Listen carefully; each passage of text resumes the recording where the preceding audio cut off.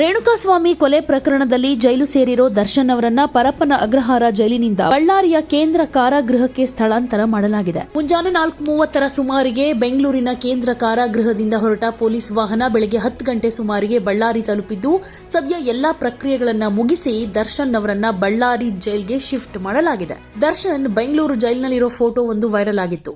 Darshan tea ಕುಡಿತಾ, cigarette ಸೇದ್ತಾ Wilson garden ನಾಗ ಸೀನಾ ಅನ್ನೋ ರೌಡಿ ಶೀಟರ್ ಜೊತೆ ಜೈಲಿನ ಆವರಣದ ಒಳಗೆ ಕೂತಿರೋ ಫೋಟೋ ವೈರಲ್ ಆಗಿತ್ತು.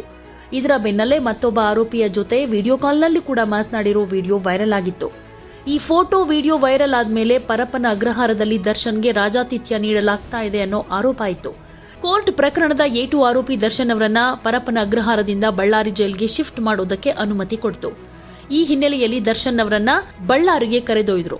ಭದ್ರತಾ ದೃಷ್ಟಿಯಿಂದ ಪೊಲೀಸ್ ಬಿಗಿ ಭದ್ರತೆಯಲ್ಲಿ ಪರಪ್ಪನ ಅಗ್ರಹಾರ ಜೈಲಿನಿಂದ ಕರೆದೊಯ್ಯಲಾಯಿತು. ದರ್ಶನ್ ಆಗಮನದ ಹಿನ್ನೆಲೆಯಲ್ಲಿ ಅಭಿಮಾನಿಗಳು ಜೈಲಿನ ಬಳಿ ಜಮಾಯಿಸಿದ್ದು ನೂಕುನುಗ್ಗಲು ಉಂಟಾಯಿತು.